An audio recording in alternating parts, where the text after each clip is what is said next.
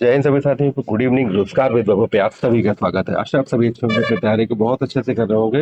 UP triple S से big updates, जी हाँ, धड़ाधड़ दो नोटिस हुए जारी आपके लिए। पहला नोटिस आपको दिखा दिया गया है। अब हम लोग दूसरे नोटिस की तरफ आज का जारी हुआ है, वो भी आपके लिए बहुत महत्वपूर्ण है। जैसा मैंने सुबह कहा था, कल भी कहा था कि आपका ये नोटिस बहुत जल्द जारी हो जाएगा। जी हाँ, वीपीओ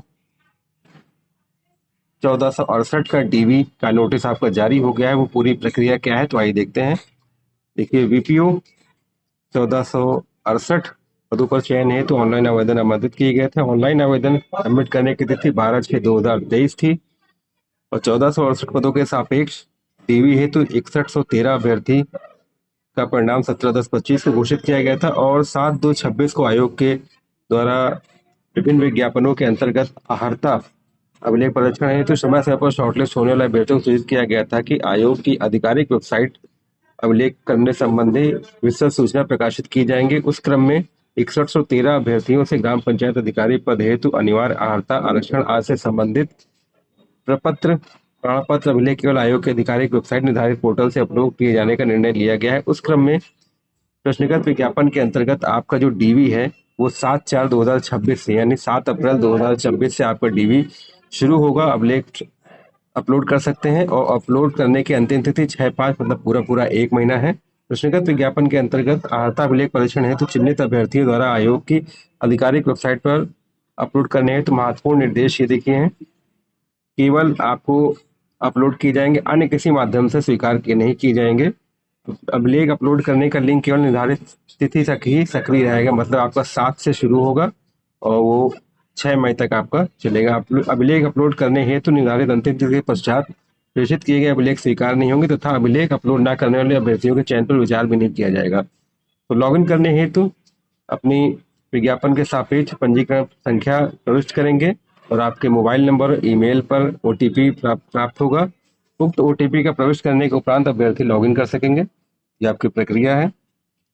और चेहरा आपका अत्यधिक चमक और नहीं होनी चाहिए। फोटो कम से कम 75% हिस्से का चेहरा स्पष्ट रूप से चाहिए। फोटो में बैकग्राउंड हल्का होना चाहिए। 50 से 100 केबी के बीच की आपकी जेपीजी और जेपीईजी फॉर्मेट में आपकी फोटो होनी चाहिए।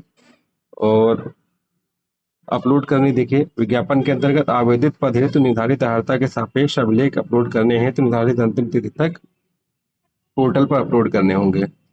अभिलेखों को व्यू करके देखा जा सकता है। अभिलेखों में मॉडिफिकेशन किया जा सकता है। कुछ अगर आपसे गलती हो गई तो आप उसको मॉडिफाई कर सकते हैं तिथि के भीतर ही, लेकिन उससे ज्यादा नहीं। अगर कोई अंक पत्र आपके अलग अलग अंक पत्र प्रमाण पत्र अलग अलग है, उसको पीडीएफ आप बनाएंगे जिसमें 200 केबी न्यूनतम से और 2 MB से अधिक नहीं होनी चाहिए। और पूरे पूरे निर्देश वैसे ही हैं जैसे आपके एजीटी 3446 के हैं। अभ्यर्थी द्वारा अपलोड किए गए अभिलेखों के संबंध में आयोग द्वारा इस आवश्यकता अनुसार स्पष्टीकरण मांगा जा सकता है। मतलब कुछ अगर उनको डाउट होगा तो आपके ओरिजिनल आपको देख सकते हैं। इंटरनेट सर्वर डिवाइस अन्य किसी कारणों से उत्पन्न समस्या आयोग के लिए उत्तरदायी नहीं होगी। वांछित अभिलेख अपलोड न कर पाने, अभिलेख में संशोधन न कर पाने, तकनीकी समस्या कठिनाई के आधार पर किसी अन्य अवसर नहीं दिया जाएगा।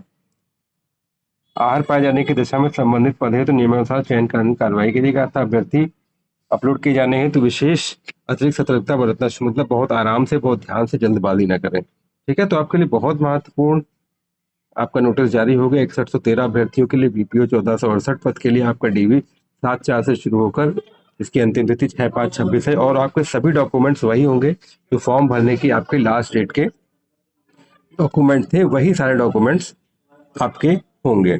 इसमें देखिए ऑनलाइन आवेदन तिथि देखिए 12/6/2023 थी।